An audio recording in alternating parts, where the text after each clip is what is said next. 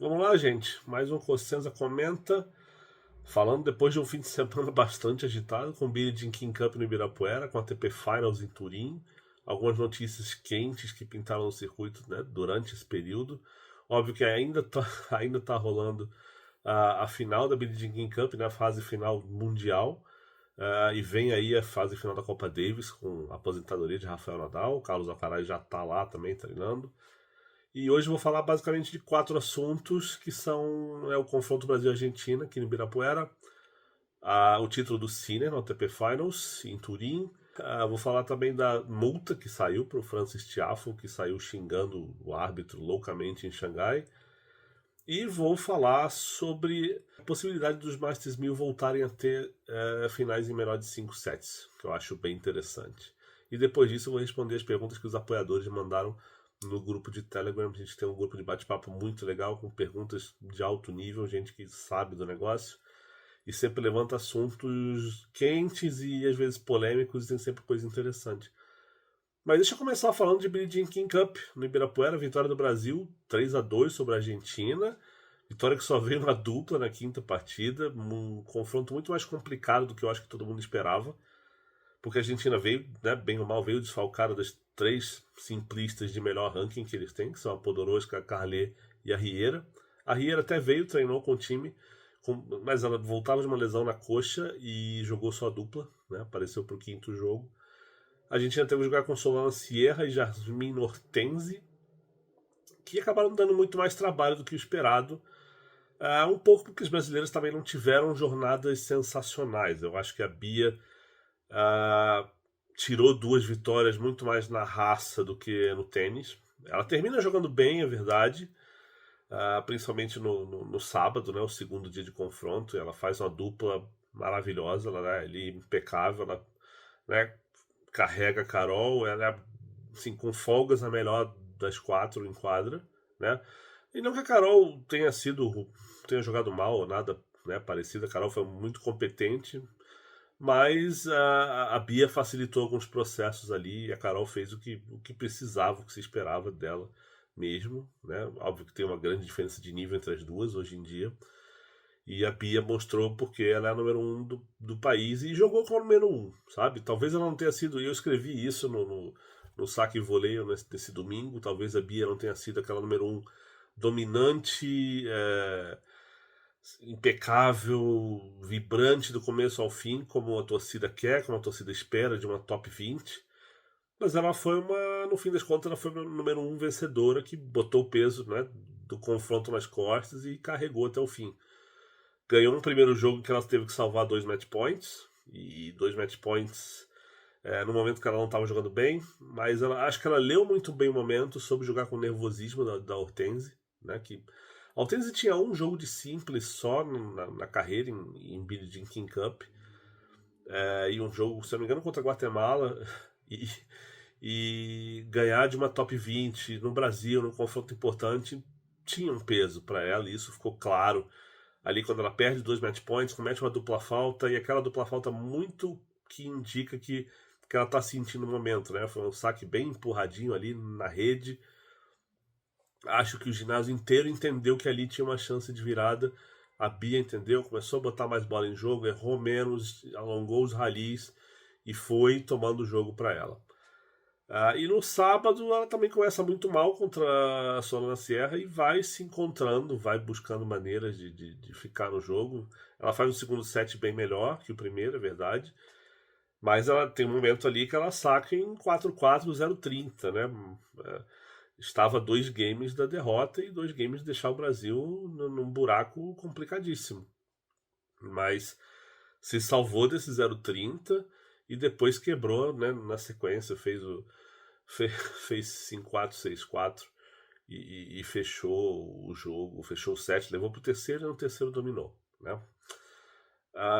Mas foi difícil, né? A torcida deu uma força, é verdade. Eu acho que assim, a torcida no fim de semana ajudou, mas não foi uma torcida daquela assim, hiper, mega barulhenta, espetacular, né? Nem a torcida paga que estava lá foi uma grande ajuda.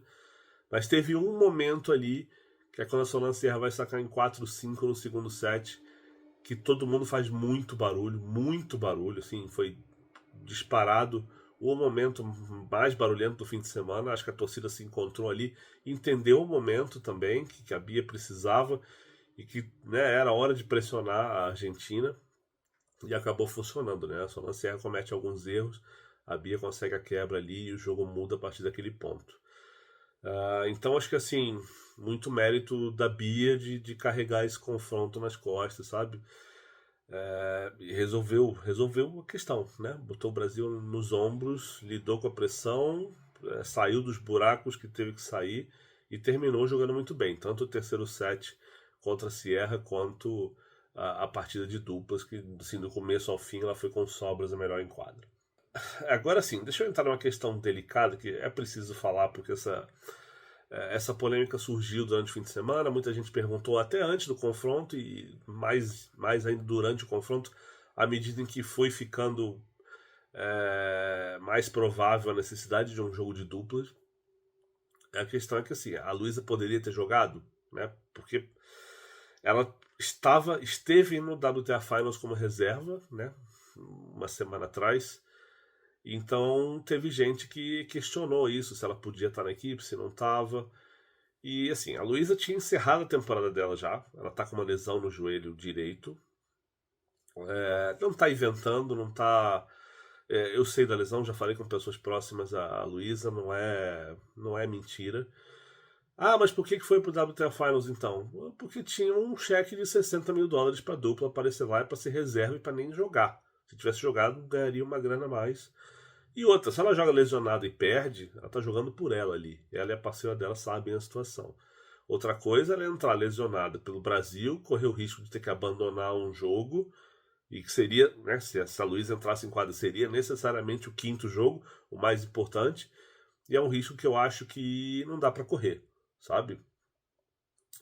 Então, assim, não vejo, não condeno a Luísa, acho que, sabe, não tem que exagerar essa questão aí, sabe? Não tem invenção nenhuma, não tem nada. Ela realmente está lesionada, né? E não jogaria se não tivesse uma grana boa, né? Eu não rasgaria $30 mil. Alguém aí rasgaria $30 mil para você ir até a Arábia Saudita, curtir o torneio e de repente nem jogar, sabe? $30 mil por pessoa, que é um negócio que, sim, na pior das hipóteses, vai ajudar ela a montar a temporada do ano que vem. Então, sabe? Acho que é mais ou menos por aí. Agora, sim, dito isso, eu acho que falta por parte da Luísa, e assim, isso, não tô falando, quando a gente fala da Luísa, a gente fala do time Luísa, né? Falta a comunicação melhor. E eu não digo nem com a imprensa, eu digo com o fã, com o torcedor dela. Ela tem que trabalhar isso melhor. Porque, assim, redes sociais, você dá uma olhada nas redes sociais dela, né? É, vê o que se fala dela, dessa lesão no joelho. Vê o que se fala do treinador que é o namorado dela e que as pessoas questionam porque não é um técnico experiente.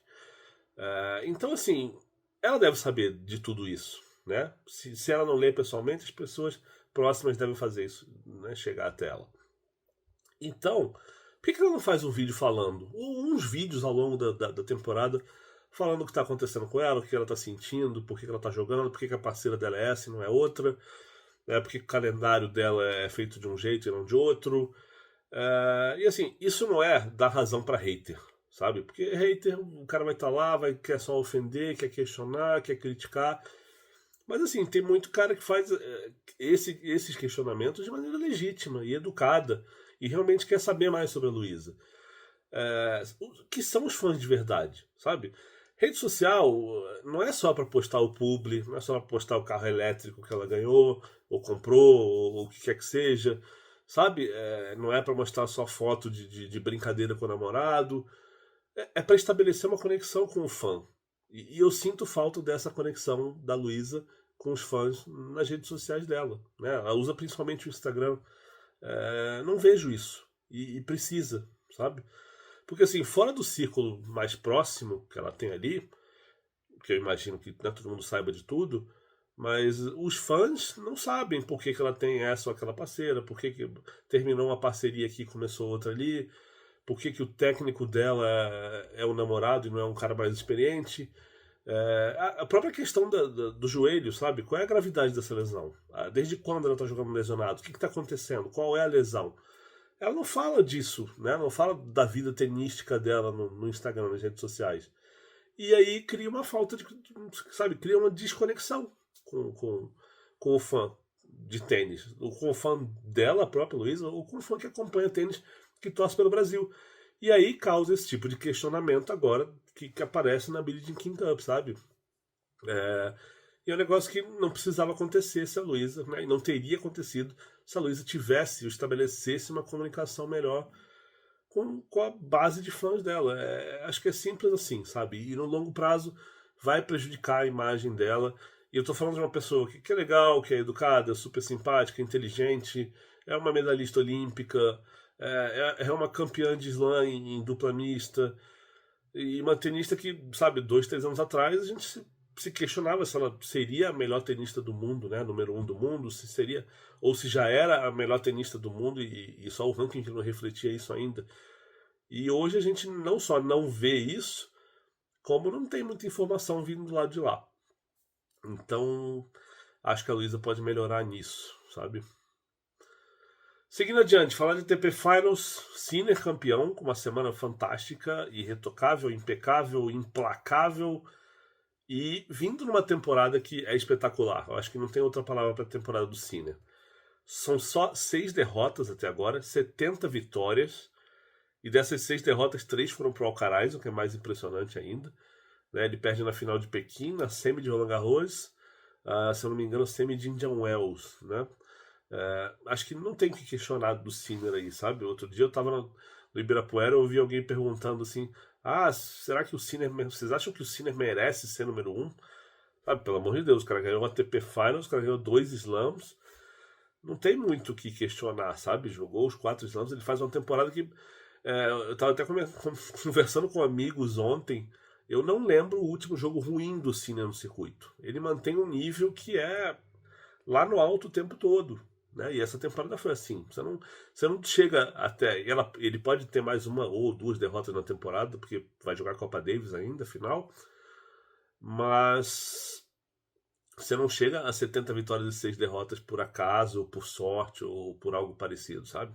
Você tem que manter um nível que é absurdo, que é obsceno, do começo ao fim do ano. E ele vem fazendo isso, né? Ele ganhou o Australian Open em janeiro, ganhou o US Open, ganhou a ATP Finals, e vem repetindo um segundo semestre de resultados espetaculares, que foi justamente quando ele, né, deu o salto ano passado. Ele fez um segundo semestre, um pós-US Open muito bom, e acho que muita gente questionava, mas ano que vem será que ele vai conseguir repetir isso? Se vai conseguir defender os pontos? Porque ele fez muita coisa, e fez muita coisa agora esse ano também, sabe? E com vitórias seguidas, derrotou Alcaraz também, derrotou Djokovic.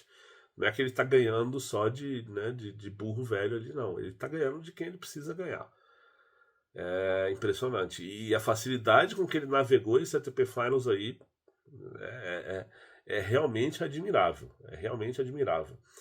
E pra vocês terem uma ideia, assim, vou colocar isso em contexto, essas 70 vitórias e 6 derrotas, é melhor que muita temporada do Djokovic, sabe? Melhor do que a maioria das temporadas do Djokovic na carreira dele, né? Fazendo um retrospecto aqui, em 2023 o Djokovic teve 56 vitórias e 7 derrotas. Quer dizer, ele perdeu o mesmo número de jogos, mas ganhou muito menos. Em 2022 foram 42 vitórias só e 7 derrotas, muito menos jogos. Em 2021 foram 55 vitórias e 7 derrotas. Também 15 vitórias a menos que o Sinner esse ano, né? 2021, acho que foi o ano que o Djokovic quase fechou o grande slam de calendário, que ele perde aquele jogo do Medvedev na final do US Open.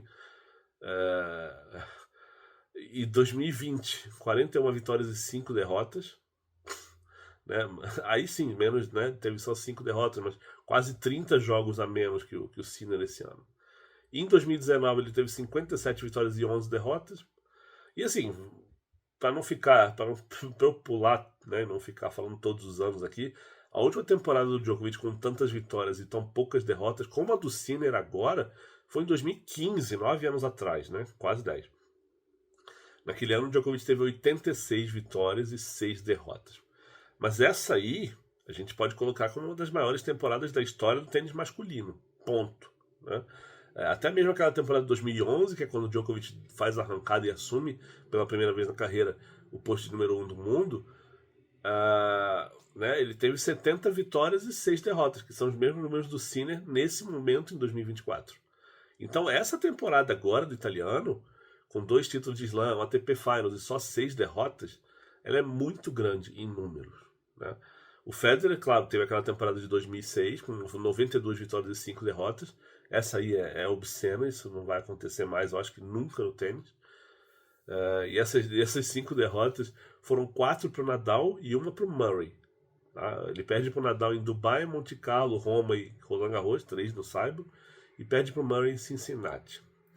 E o Nadal, assim, ele teve uma temporada, né, 2 temporadas que foram muito boas. Em 2013, ele termina com 75 vitórias e 7 derrotas.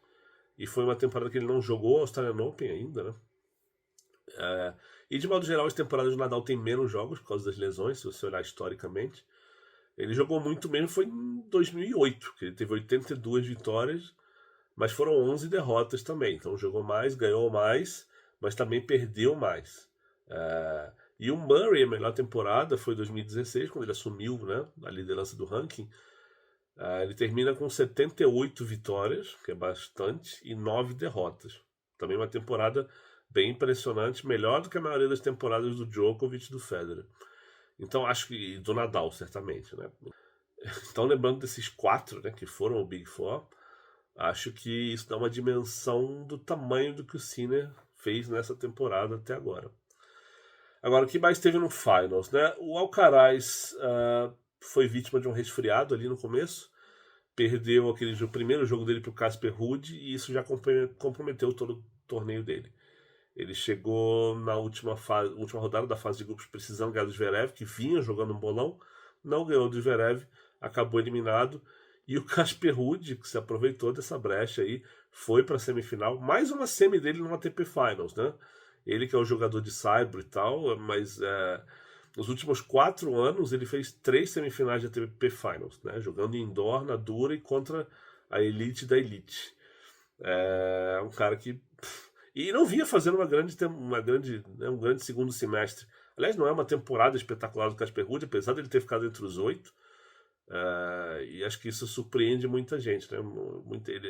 Ele não é o cara que mais encanta as pessoas, ele é um cara muito mais trabalhador do que talentoso, artístico, não é aquele tênis encantador, mágico. Mas é um cara que tá aí, né? É como se fosse uma versão diferente, um pouquinho mais moderna de um Davi Ferrer, que é um tenista espetacular. E assim, se a gente olhar agora já, o Casper Ruud tem 2 finais de Slam a mais que o Ferrer teve na carreira, né? O que é uma coisa insana de se pensar. E que mais sobre o Finals? Acho que o Zverev, que vinha voando no torneio, eu achava que seria final contra o Sinner, mas ele pega o Taylor Fritz e perde de novo do Taylor Fritz. E eu falo de novo porque, para quem não lembra, ele perde do Taylor Fritz na Lever Cup, né, na ATP Finals agora, na Lever Cup, no US Open e o Wimbledon. Não é pouca coisa e em momentos realmente, né, relevantes. Então, Fritz foi realmente uma pedra no sapato do Zverev essa temporada. Agora, a melhor notícia, e eu comentei isso aqui no comecinho, mas acho que a melhor notícia para mim dessa ATP Finals foi o CEO da ATP, o André Gaudenzi, falar que existe uma possibilidade de os Masters voltarem a ter as finais em melhor de 5 sets. E o argumento dele é o seguinte, um argumento super válido, super condizente com o que acontece no circuito. Ele argumenta que as melhores partidas do circuito, as partidas mais memoráveis do tênis masculino, acontecem todas em Grand Slams. Então ele fala que não quer que, né, a gente chegue daqui a 10, 20, 30 anos e não lembre de nenhuma partida de torneios ATP, né, que é o que a ATP manda, onde ela pita, o que ela tem que fazer, o que ela tem que melhorar. Então, ele cogita essa possibilidade de voltar a fazer pelo menos as finais dos Masters 1000 em melhor de 5 sets, como aconteceu até 2006, se eu não me engano. 2006 tem aquela final histórica do Nadal com o Federer em Roma, que dura 5 horas, o Nadal salva match points, derrota o Federer, e na semana seguinte ninguém joga em Hamburgo porque os dois estão destruídos. Acho que era Hamburgo o torneio da semana seguinte, eu não lembro agora exatamente. Mas esse desfalque aí faz com que a ATP resolva mudar o jeito de fazer as coisas.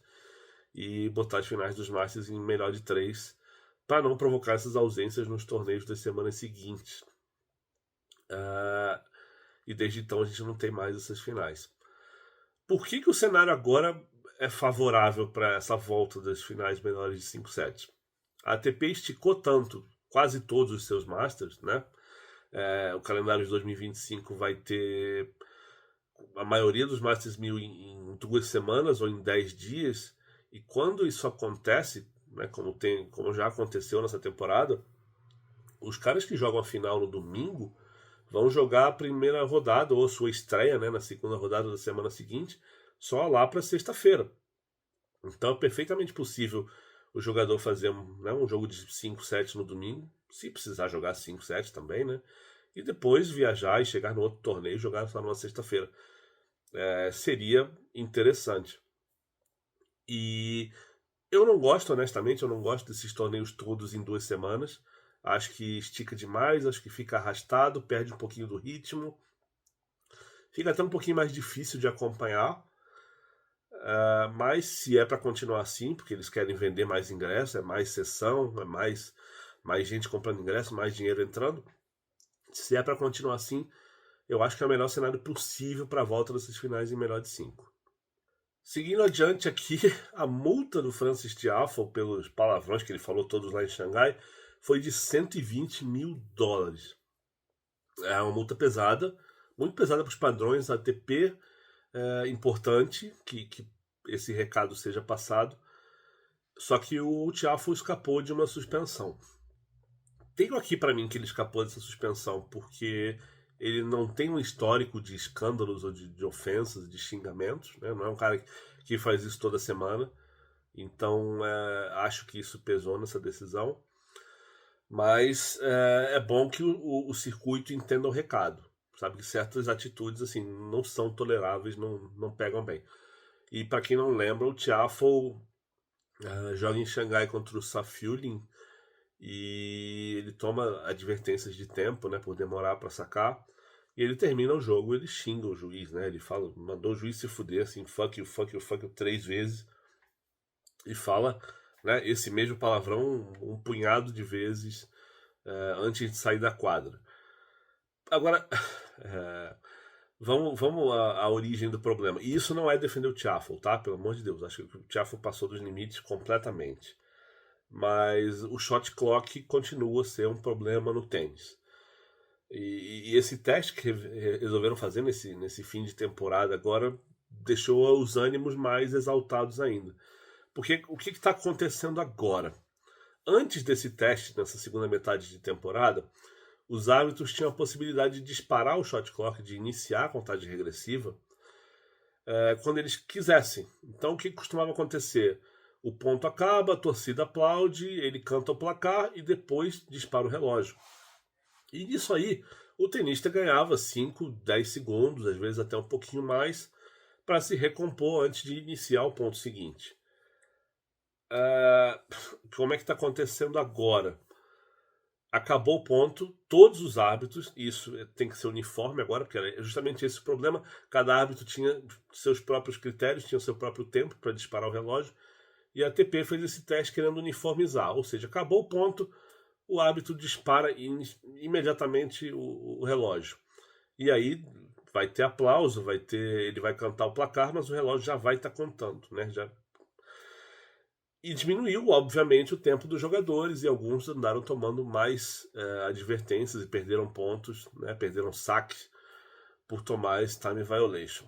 Né? Qual é o problema dessa uniformização da regra agora? É que é o seguinte, se você fizer um ace, ou se você ganhar um rally de 30 bolas, não vai fazer diferença nenhuma. O shot clock vai ser ligado imediatamente. Então, se você jogar um rally de 30 bolas, você tem que dar um jeito de respirar, de colocar a respiração de volta ao normal nesse tempo de 25 segundos. Se você termina o ponto junto à rede, problema seu. Então, o tempo que você volta para o fundo da quadra para pegar a toalha, para fazer qualquer coisa, também está rolando. Se o dia estiver muito quente, 30 graus, 40 graus, paciência, o cronômetro vai ser disparado imediatamente quando acaba o ponto. Então acabou aquela coisa do bom senso que o árbitro podia usar. Tinha, né? É um bom senso discricionário, né, digamos assim. Se era um rally longo, ele podia demorar mais para iniciar o relógio, que faz todo sentido do mundo. Deixa os caras respirarem para começar o ponto, né, em condições físicas justas. Se está muito quente, também, deixa os caras voltarem, secarem na toalha, respirarem um pouquinho mais. Agora não tem isso. Então, não é legal, sabe? Eu acho que. E eu falo isso desde o início do shot clock. Emburrece um pouco o tênis, sabe? Não dá tempo para o cara pensar, raciocinar, pensar o que aconteceu, o que vai fazer no ponto seguinte, e o tênis acaba ficando meio burro, acho que atrapalha até, sabe, a qualidade do espetáculo. Eu acho que a qualidade é mais importante do que a duração nesse sentido de, precisa reiniciar logo, precisa reiniciar logo. E outra coisa, essa regra do shot clock, ela vem como para ditar um ritmo e para evitar que as partidas se alongassem demais, mas a gente está vendo que as partidas continuam sendo longas e mais longas do que antes até. Né? Então, assim, não fez o efeito que deveria ter feito. O único benefício da regra do shot clock é que ele facilita a vida do árbitro agora. Porque agora o relógio chega no zero, o árbitro pode, né, chegar para o jogador, advertência, o relógio está ali mostrando, eu estou só cumprindo a regra, lavo minhas mãos. Esse é o grande benefício da regra. Mas eu acho que tem mais malefícios que benefícios. Né? Não encurtou os jogos, emburreceu, sabe, a partida, acho que reduz a qualidade do jogo. E uma coisa, né, quando eu falo da duração da partida, antes, quando o relógio não ficava visível na quadra, o tenista ia lá e precisava fazer sua rotina, né, antes de sacar, mas ia lá e sacavam. Só que ele não sabia em quanto tempo, né, estava esse shot clock. O que acontece agora? Como o relógio está na quadra, o tenista que às vezes levava 15, 20 segundos para sacar, agora como ele está vendo que ele tem mais 5, 10 segundos no relógio, ele vai com mais calma e demora mais. E o que acontece? As partidas começam a demorar mais. Sabe? Então foi outra consequência que acho que ninguém calculou, ninguém parou para pensar lá atrás, aconteceu e os jogos não estão mais curtos nem mais rápidos como a ATP queria. Então, o shot clock acho que é algo que alguém precisa fazer alguma coisa. Já testaram de várias maneiras. Acho que esse último teste foi o mais criticado. Não sei onde isso vai parar, mas não ajudou nada. E agora deixa eu ler as perguntas que mandaram aqui no grupo do Telegram, que os apoiadores do Saque Voleio enviaram. Vou começar sempre, como eu começo pelo Wanderson Ferreira, ele já mandou um e-mail depois que acabou a Billie Jean King Cup. E ele faz umas observações interessantes aqui. Ele fala assim: a começar pelo sentimento de confronto fácil, já que o desafio parecia ser vencer um ponto em 3 livres, pois os pontos da Bia estariam garantidos sem drama, que era, né, realmente a expectativa. E a Laura tinha amplo domínio sobre o top 3 argentino, foi justamente o top 3 que não veio. As existências parecem ter aliviado o time portenho. Sierra lembrava Riquelme, acelerou, errou, acertou e todo o tempo a bola esteve em sua raquete. Jogou por 3 sets o que se esperava dela após a final juvenil de Roland Garros. E a Hortense já lembrava um centroavante incomodando e esperando suas chances. No fim, a impressão é que a nossa equipe atingiu seu teto no nível de 2022. Tem uma observação sobre isso, a Wanderson, que é o seguinte: o Peniza falou isso na coletiva e é uma observação muito interessante da parte dele, que a partir do momento que a Argentina perdeu essas 3 tenistas e passou a contar com a Sierra e a Hortense, o confronto mudou consideravelmente na questão tática. Porque a Sierra e a Hortense jogam buscando um pouquinho mais o jogo, agredindo mais e acho que até sacando melhor que as outras 3.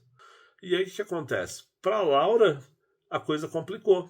Porque a Laura é uma tenista de alongar jogos, de alongar pontos, de jogar, né, pontos mais longos, de esperar erros dos adversários. Só que, jogando no Ibirapuera, São Paulo tem uma certa altitude. Saibro indoor, as condições de jogo ficaram mais rápidas do que o ideal para a Laura. Então, ficou um pouquinho difícil, sabe? Não estou dizendo que a Laura não podia ter jogado melhor, podia, né? Era o esperado. Perdeu os sets que ela perdeu do jeito que ela perdeu foram com muita folga, então acho que a gente esperava até na derrota que a coisa fosse um pouquinho mais equilibrada, mas ela não conseguiu incomodar as argentinas.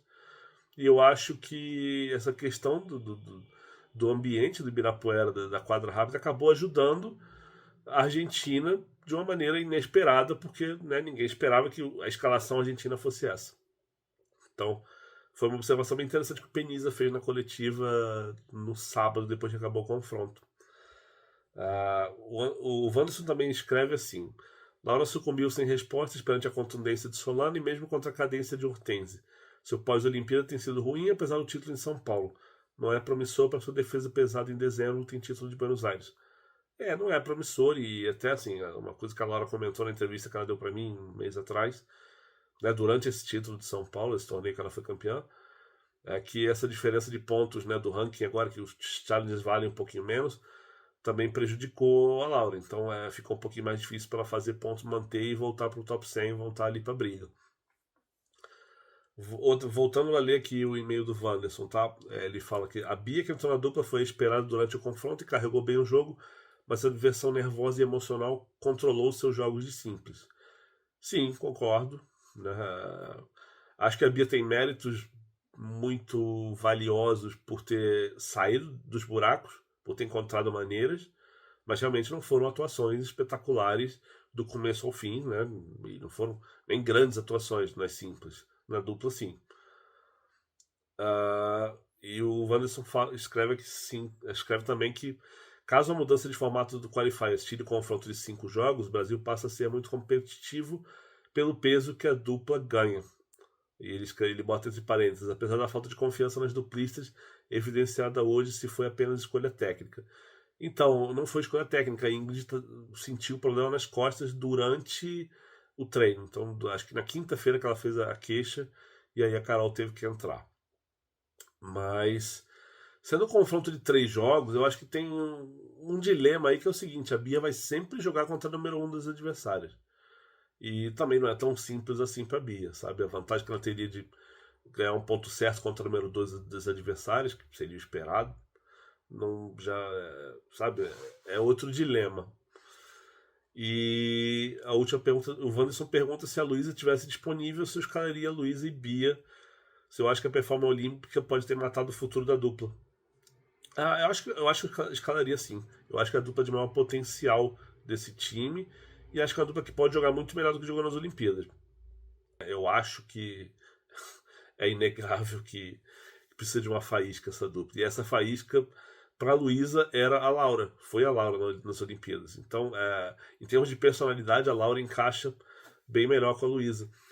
Mas tem um potencial. A Bia jogando dupla, sabe, com o tamanho que ela tem, sacando bem, ela voleia melhor do que a maioria do circuito. Né? Eu acho que é uma coisa que dá um pouco mérito para ela, inclusive. Eu acho que a Bia jogando quadradinho sempre contra qualquer tenista do circuito, assim, na elite. Eu acho que quando alguém dá uma curtinha contra a Bia, eu sempre tenho uma convicção de que a chance dela ganhar o ponto aumenta quando ela chega numa curtinha ou quando ela dá uma curtinha e sobe para a rede para cobrir. Ela faz isso bem, eu gosto de como ela faz, acho que ela leva vantagem sobre a maioria dos adversários quando isso acontece. E eu achava até que a dupla que ela fez com a Zygmunt recentemente ia dar título e ainda não deu, mas é uma dupla que eu acho que tem um potencial gigante também. Também porque a Zygmunt tem essa faísca que a Luísa não tem. E é uma tenista que na rede incomoda os adversários de uma maneira absurda. Eu gosto muito dela jogando dupla. Acho que se a Bia, não sei que planos elas têm, mas acho que se as duas continuarem jogando juntos, pode dar liga. E óbvio que não é prioridade para a Bia, né, jogar dupla, mas eu gostaria de ver essa parceria mais vezes. Que mais? Pergunta do Lucas Parra. Ele fala assim: sobre a Bia, copo meio cheio porque mostrou força mental e garra para virar 2 jogos perdidos, ou copo meio vazio por sofrer tanto e jogar mal durante muito tempo contra jogadores de nível bem abaixo do dela? Boa pergunta, Lucas. Para mim ficou um copo meio cheio. porque no final das contas ganhou. E assim, Billie Jean King Cup não é para jogar bem, é para ganhar. É como se fala em Copa Davis, ou como se fala em mata-mata de futebol, qualquer coisa que seja eliminação assim. Você não está jogando ali para treinar, para melhorar seu tênis, para ganhar ponto no ranking. Você está jogando para ganhar. E no fim das contas, o que importa ali é fazer o ponto para o Brasil. Então acho que ponto, sabe, copo 3/4 até cheio para mim, porque ela encontrou as saídas, ganhou os jogos e com uma grande pressão em cima dela. Né? Ela falou na coletiva que ela ainda está se acostumando, não falou com essas palavras, mas o que ela deu a entender, pelo menos a minha interpretação, foi que ela ainda está se acostumando a jogar como favorita. Né? E isso vem acontecendo com mais frequência no circuito. E eu acho que à medida em que ela vá se sentir mais à vontade nesse papel, a tendência é que ela faça partidas melhores. Não aconteceu contra a Alemanha, né? Ela perde um jogo que ela não deveria ter perdido. Não aconteceu, né, de uma maneira que a gente queria contra a Argentina. A gente esperava vitórias mais fáceis, atuações mais dominantes dela. Mas ela foi lá e ganhou. Então, para mim, acho que nesse tipo de confronto é o que importa, sabe? Não quero. Se fosse no circuito, se ela perde nas quartas, nas oitavas, aí a gente no circuito é hora de a gente analisar o que está faltando, o que pode melhorar, porque né, é algo que vai fazer diferença no torneio seguinte, e tal. Mas na Billie Jean King Cup é para vencer, é para entrar e ganhar, e ela ganhou. Então, por isso, para mim, copo 75% cheio. Vamos para a pergunta do Flávio agora. Ele pergunta o que eu acho do Peniza. E ele escreve assim: para mim parece um bom sujeito, mas não parece ter experiência ou cacife para orientar os jogadores ali. Sinto ele um pouco perdido às vezes. E na esteira dessa, qual você acha que é o papel de um capitão nessas competições, né, como o Billie Jean King Cup e Copa Davis? Me parece que a maioria está mais ali na função de ajudar na motivação e pouco na tática, técnica, etc. Vamos lá. Primeiro sobre o Peniza. Eu conheço pouco o Peniza para falar com inteligência sobre quem ele é, o que ele deveria fazer, o que ele faz, tá? Assim, primeira coisa. Eu sempre falo isso sobre técnico, porque técnico você precisa, ou você conhece, você conversa muito com a pessoa, ou você tá ali no dia a dia vendo o trabalho. E não é o meu caso com o Peniza. Não tenho nada contra ele, e assim, a fama que ele tem é de ser um cara muito, muito correto, muito competente, né? Isso é a fama que ele tem, né, no meio do tênis, isso eu posso dizer. Mas não tive a oportunidade ainda de conversar mais com ele. Sempre me cumprimenta, um cara muito educado, gosto dele, da pessoa, e gostaria de ter a chance de bater um papo assim longo, de 2, 3 horas com ele, porque ele parece ser um cara muito agradável para ter esse tipo de conversa. Mas eu não conheço ele a fundo.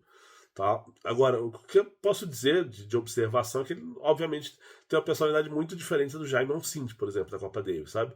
Ele não é aquele cara que grita, não é aquele cara enérgico que fica ali, gesticula, e também não parece ser um cara tão esquentado quanto o Jaime, o que pode ser bom às vezes, o que pode ser ruim, depende de circunstâncias. O Flávio diz que sente o Peniza um pouco perdido às vezes. E deixa eu te falar uma coisa, para mim é mais difícil ainda analisar do que para você que viu pela televisão, porque a gente senta no Ibirapuera na última fileira. Quando acaba a última fileira, a fileira seguinte é onde fica a imprensa vendo os jogos. Então, eu não estou vendo a cara do Peniza, sabe? Às vezes ele senta virado para Bia e só que aí o rosto da Bia tá na minha frente, bloqueia. E assim, eu não vou dizer que, sabe, a 100 metros de distância, quase 50 metros ali mais ou menos, que eu posso julgar bem as reações do Peniza. Então é realmente difícil para mim falar sobre esse tipo de coisa. O que eu acho que é o papel de um capitão na Billie Jean Cup, na Copa Davis, eu acho que é tudo, sabe? Eu acho que é tático, é técnico, é mental. E aí acho que vai muito do que cada tenista precisa em cada momento. E eu acho que esse talvez seja o segredo para o cara ser um bom capitão. É ele saber ler o jogador e entender em que momento ele precisa de cada coisa. Se ele precisa de uma orientação tática, se ele precisa de uma orientação técnica, se ele precisa de motivação. Isso tudo muda muito, né, ao longo das partidas e de acordo com a personalidade do atleta. Então acho que o capitão precisa estar preparado para isso tudo. Então isso acho que para mim é o que faz um bom capitão, é entender o momento, entender o atleta que ele tem e saber qual é a mensagem que ele precisa passar em cada momento específico da partida. Não é fácil, tá? Mas eu acho que o técnico perfeito para mim seria esse cara. Não sei se ele existe. Vou ler a pergunta da Michela Guimarães agora. O que você achou da performance da Laura Pigossi? Eu fiquei com a impressão que o nível de tênis apresentado por ela foi muito inferior ao da Solana Sierra, que é 154 no ranking, e também da Jasmine Hortense, que é 274. Não estou nem falando de ter perdido os 2 jogos, é mais do que ela apresentou, mais sobre o que ela apresentou em quadra mesmo. Eu esperava mais dela, foi o que escreveu a Michela. Eu acho que todo mundo esperava mais da Laura, Michela, sabe? Mas não senti em nenhum momento que ela conseguiu fazer aquelas coisas que ela precisa fazer para ganhar usando as armas dela. É conseguir empurrar a adversária para trás, é conseguir jogar bola alta que vai impedir a adversária de atacar, é conseguir sacar bem, conseguir dar curtinha, tirar a adversária do fundo de quadra, conseguir, sabe, usar um pouquinho de ângulo, que ela usa bem com, com alguma frequência. Mas eu não vi a Laura conseguir fazer nada disso consistentemente ao longo do fim de semana. E aí difícil para mim porque eu não conversei com ela, mas eu não sei se vai do momento da Laura, se foi um pouco da questão que eu citei agora que o Penisa lembrou na coletiva, dela estar jogando em condições mais rápidas do que seria o ideal para ela contra a Sierra e contra a Hortense. Então, mas realmente acho que eu concordo com você quando você diz que esperava mais dela. Eu acho que eu esperava, acho que todo mundo esperava mais. E como a gente sempre fala, a Laura é uma menina que brilha quando joga com torcida, com camisa do Brasil. Dessa vez não aconteceu, sabe? Nem de ser aquela derrota dura, aquela briga até o final, nem isso ela conseguiu. E não é que eu digo que ela não tenha brigado, mas ela não conseguiu fazer essa briga equilibrar o jogo, sabe? Não conseguiu nem fazer a raça brigar o jogo. E uma coisa que a Bia sempre fala muito bem, que às vezes questionam que a Bia não vibra, não grita, não sei o quê. E a Bia chegou na coletiva, acho que foi na sexta-feira, e ela falou: olha, tênis às vezes é só tênis. É jogado, não é vibrado, gritado, sabe? E às vezes é realmente isso, sabe? Gritar, vibrar o tempo todo não vai resolver o problema de todo mundo sempre. E às vezes você precisa jogar mais tênis e a Laura não conseguiu. A última pergunta. Ah, não. Penúltima pergunta aqui que eu tenho é do Pedro, que escreve assim: as vitórias da Bia vieram de viradas tensas na Billie Jean King Cup. Eu acho que um problema da Bia no circuito é o início dos torneios. Ela perde uns jogos ganháveis nas rodadas iniciais e não engrena. Você vê semelhanças entre o que aconteceu esse fim de semana e o que acontece no circuito? É difícil fazer esse tipo de comparação, Pedro, porque o ambiente é muito diferente, sabe? É um ambiente de torcida, é um ambiente que a família está ali do lado, é muito barulho e principalmente há mais pressão. Você não está jogando só por você joga pelo país. E a Bia tem a pressão adicional de ser a número 1 e de ter um time que não é um grande time e ela sabe que se ela perde um jogo ali, o confronto vai embora. E agora falando, depois que acabou o circuito, que acabou o confronto, perdão, teria acontecido exatamente isso. Né? Uma derrota da Bia naquele jogo contra a Hortense no primeiro dia, teria terminado 2-0 para a Argentina e a Sierra teria, né, a Hortense teria derrotado a Laura e acabou. Pronto. Então, como aconteceu contra a Alemanha, a partir do momento que a Bia perde o primeiro jogo, o confronto está na mão dos adversários. Né? Porque o Brasil não tem uma número 2 forte bastante para dizer, olha aqui, eu vou ganhar, a 2 vai ganhar esse jogo. Né? Eu achava até que a Laura ganharia. Pelo menos o jogo da Hortense e não ganhou. Pelo menos eu achava isso antes do confronto começar. Depois que a Hortense jogou bem na sexta-feira, eu já mudei de opinião. Mas antes do confronto começar, era esperado que a Laura ganhasse pelo menos um dos pontos dela.